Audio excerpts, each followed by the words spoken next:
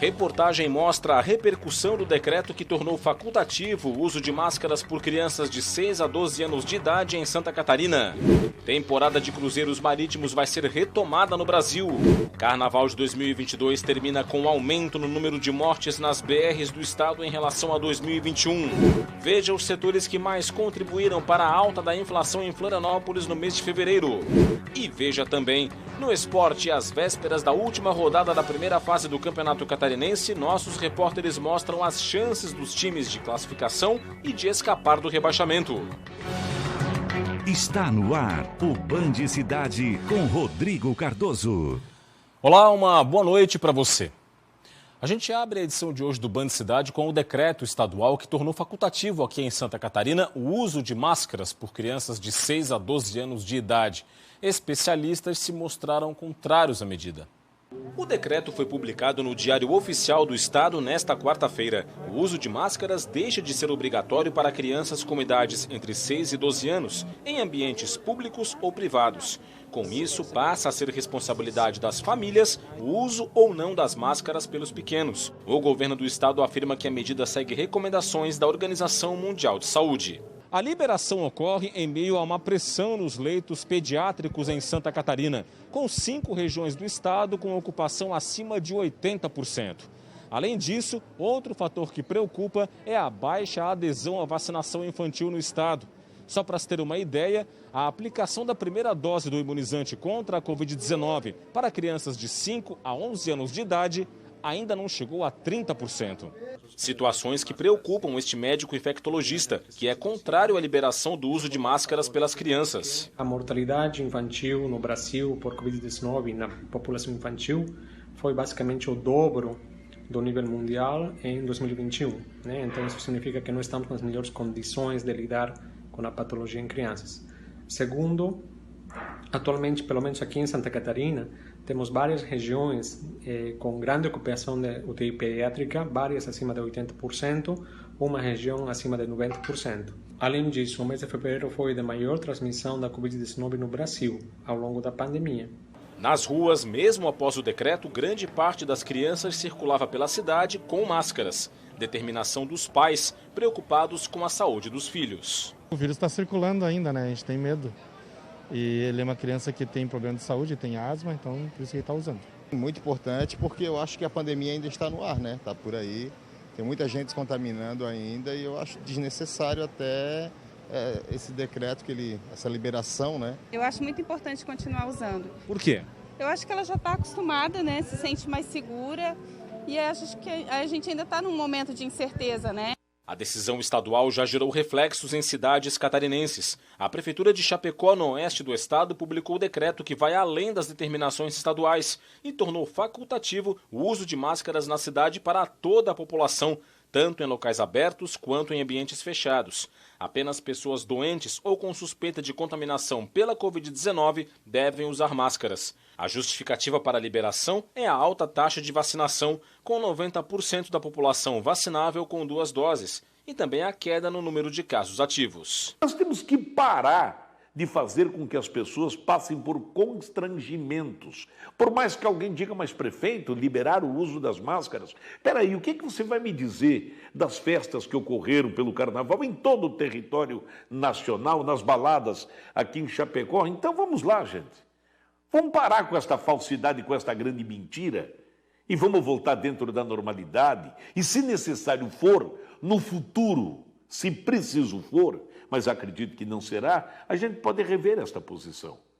Para falar deste assunto aqui no Band Cidade, Roberto Azevedo. Tudo bem, Roberto? Boa noite. Boa noite, Rodrigo. Boa noite a você que nos assiste. Roberto, o que dizer dessa determinação do governo do estado liberando para as crianças o uso de máscara e também se liberou geral lá de Chapecó, hein?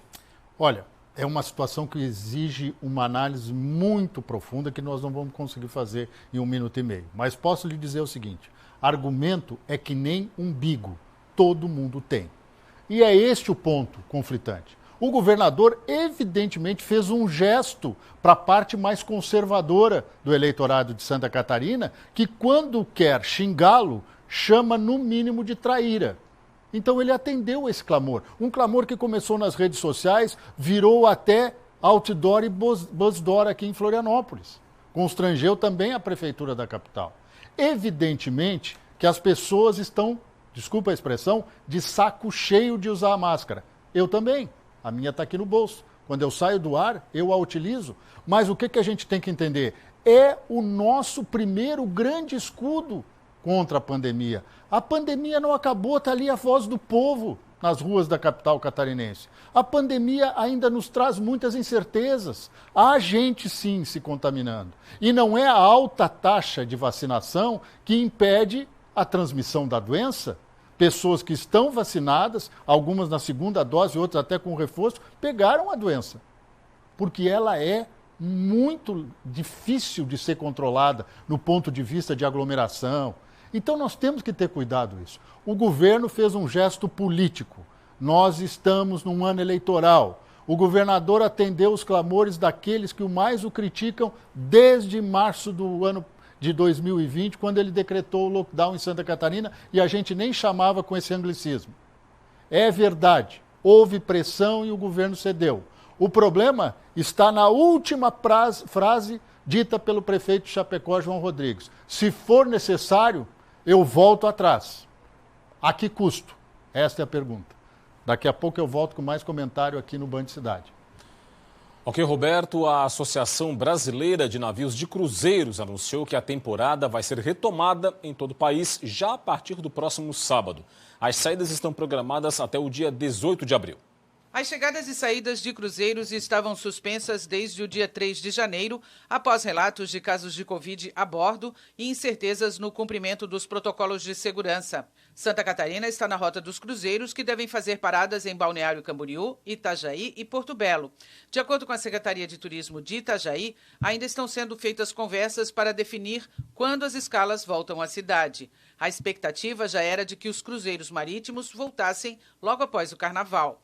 Os protocolos sanitários seguem: vacinação completa obrigatória para hóspedes e tripulantes, testagem pré-embarque, capacidade reduzida, uso obrigatório de máscaras, entre outros. No Brasil, a última temporada 2019-2020 trouxe um impacto de mais de 2 bilhões de reais para a economia nacional e gerou cerca de 34 mil empregos, de acordo com a Associação Brasileira de Navios de Cruzeiros. A temporada 2022-2023 está programada para começar em outubro deste ano. Agora, as informações da pandemia: 23 pessoas perderam a vida entre ontem e hoje aqui no estado, vítimas do coronavírus. Com essas mortes, chegou a 21.422. O total de vidas perdidas para a doença desde o começo da pandemia aqui no estado. 4.360 novos casos foram confirmados de ontem para hoje. Total de 1.624.171.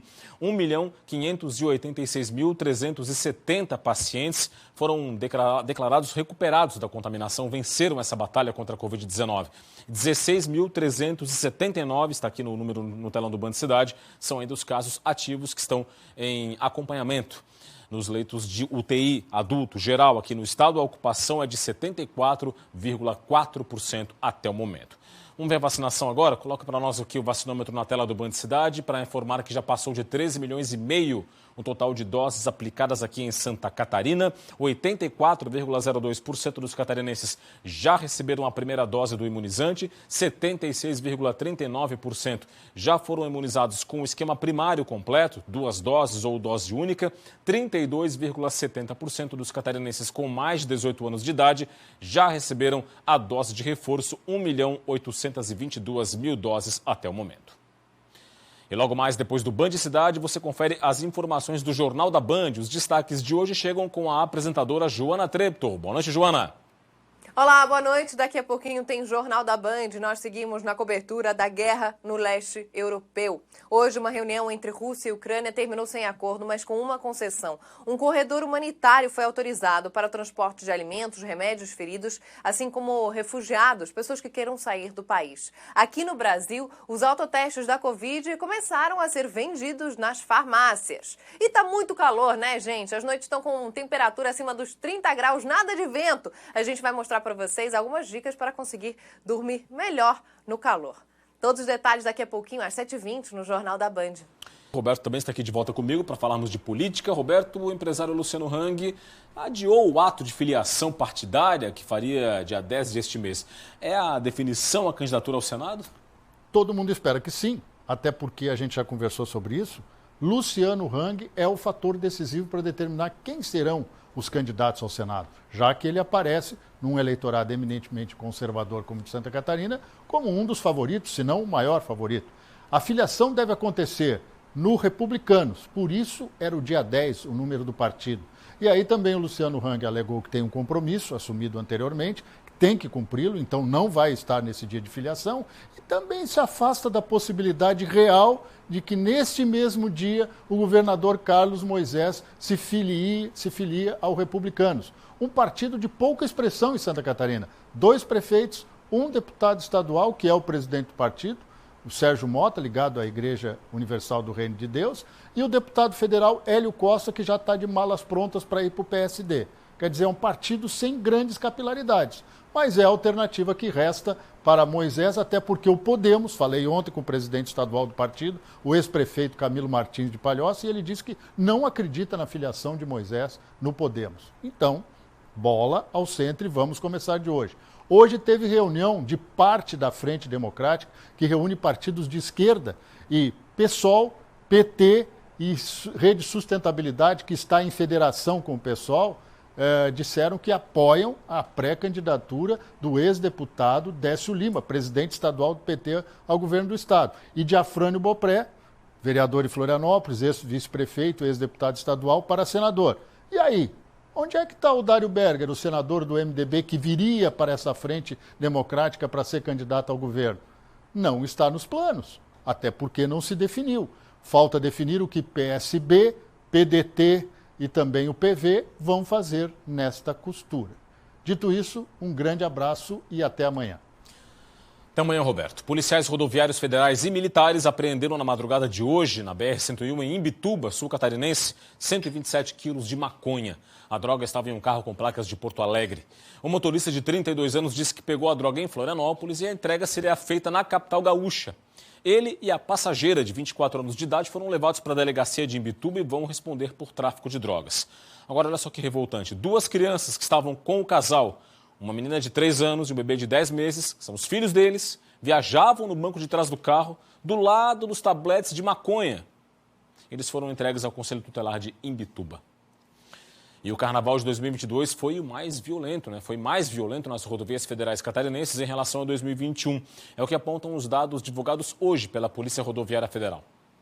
A Operação Carnaval 2022 da Polícia Rodoviária Federal registrou aumento no número de acidentes, feridos e óbitos em relação ao ano passado.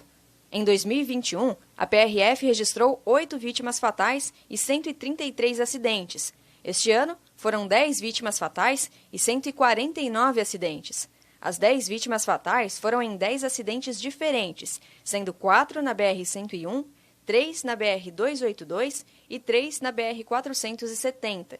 De acordo com a PRF, o que chamou a atenção na operação deste ano foi o alto número de pedestres mortos ao tentar cruzar a rodovia. Foram 4 vítimas.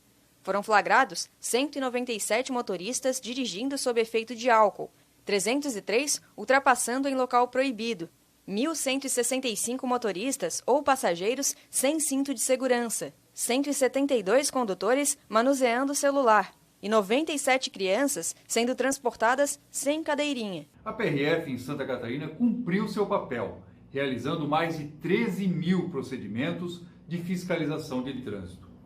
Infelizmente, muitas condutas perigosas foram flagradas pelos policiais em apenas 6 dias. Outro trabalho importante foi a realização de ações educativas durante todo o feriadão. Nesses 6 dias, a PRF em Santa Catarina conseguiu sensibilizar 2.790 pessoas sobre direção segura e prevenção de acidentes. A PRF apreendeu, nesse período, 5 veículos com registro de roubo, furto e prendeu 64 pessoas por motivos diversos nas rodovias federais de Santa Catarina. Áreas de instabilidade podem trazer chuva para o norte do estado nesta sexta-feira. Os detalhes você confere agora na previsão do tempo.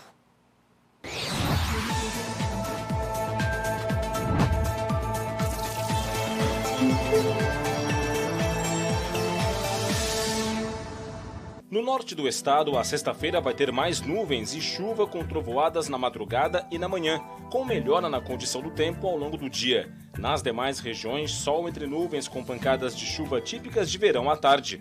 As temperaturas vão estar em elevação em Santa Catarina. Na capital, mínima de 22 e máxima de 30 graus. Em Criciúma, mínima de 22 e máxima de 30. Em Lages, 16 graus de mínima e 28 de máxima. E em Chapecó, mínima de 19 e máxima de 32 graus.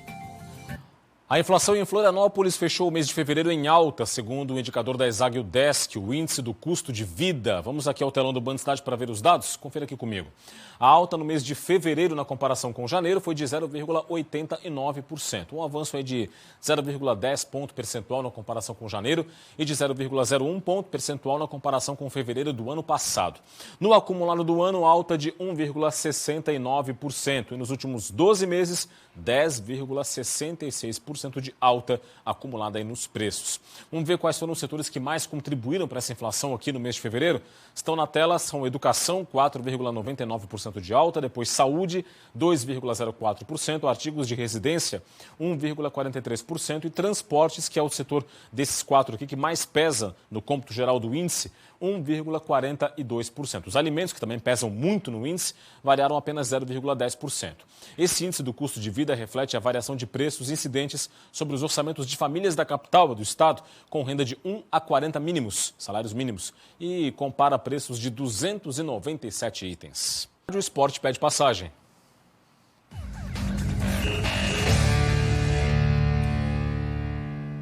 Campeonato Catarinense, falta uma rodada para o fim da primeira fase. Os times fazem as contas, calculadora na mão, para garantir a vaga na segunda fase e também para escapar do tão temido rebaixamento.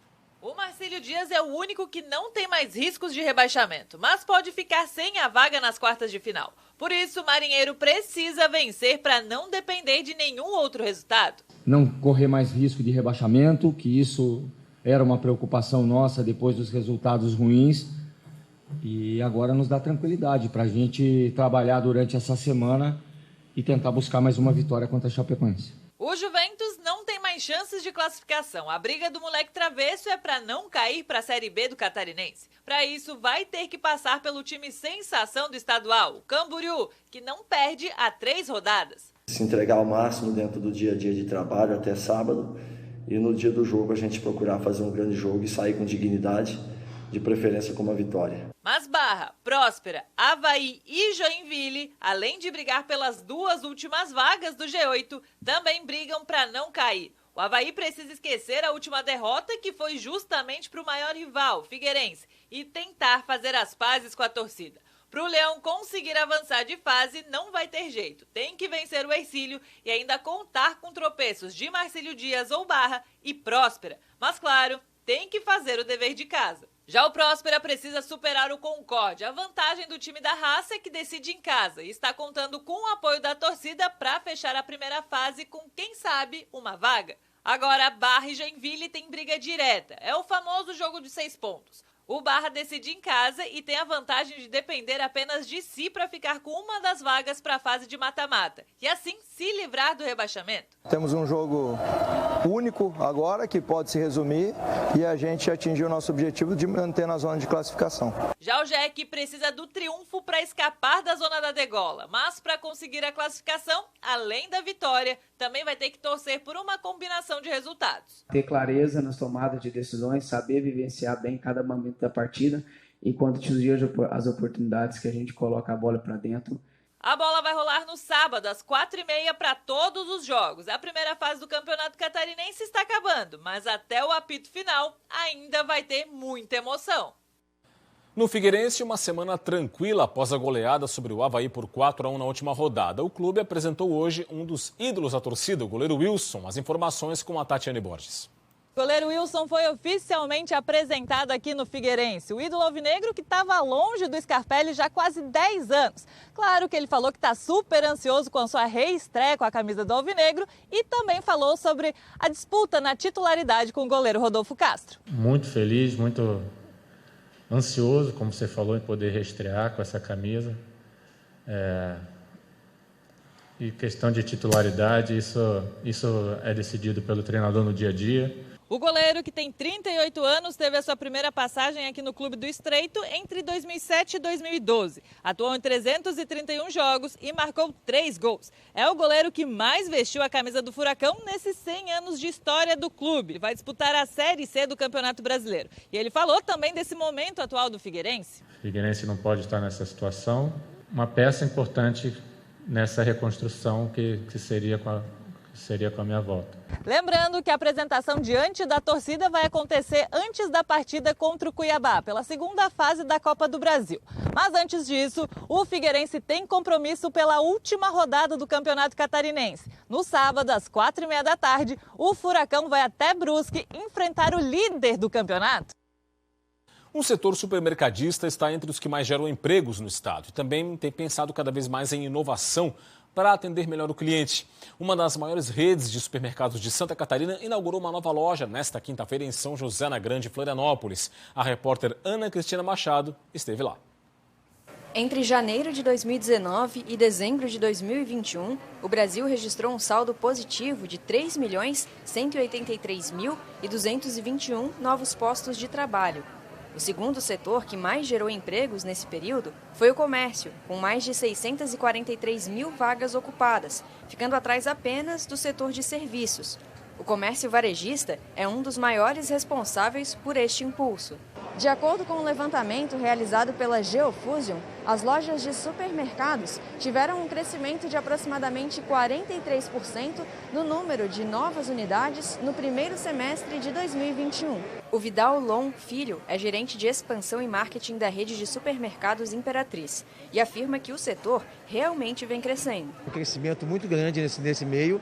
Acho que está havendo uma definição de conceitos e de segmentos. É buscar sempre o que há de moderno, o que há de melhor, sempre pensando no que o cliente quer e não o que nós queremos. Para os clientes, esses empreendimentos em regiões centralizadas e com variedades de produtos são um facilitador. Um supermercado grande, bonito, bem confortável, as pessoas são educadas, atendendo a gente, muito bom. Lindo, maravilhoso. Já existia um supermercado Imperatriz aqui, que eu era cliente. O crescimento deste setor e de estabelecimentos comerciais contribuem para a geração de empregos. O prefeito de São José, Orvino Coelho de Ávila, vê o crescimento de empreendimentos desse tipo na cidade como algo positivo para a população. São mais de 200 empregos novos que a cidade está recebendo e isso coloca mais do que nunca São José no mapa das maiores cidades, é a terceira em geração de emprego. Isso demonstra que a cidade está crescendo, que a cidade está no caminho certo, justifica o slogan, a cidade das oportunidades. E é isso, ficamos por aqui com o Band Cidade de hoje. As reportagens da edição estão no YouTube da TVBV. Para acessar, aponte a câmera do seu smartphone para o QR Code que está na sua tela. Vem aí as notícias mais importantes do Brasil e do mundo no Jornal da Band. Mais informações de Santa Catarina amanhã, 12h30 no Jogo Aberto SC e 12h50 no SC Acontece. Para fechar, imagens ao vivo de Balneário Camboriú, litoral norte do estado, a Praia Central em destaque para você. 25 graus é a temperatura. Forte abraço, muito obrigado pela audiência, boa noite e até amanhã. Tchau, tchau.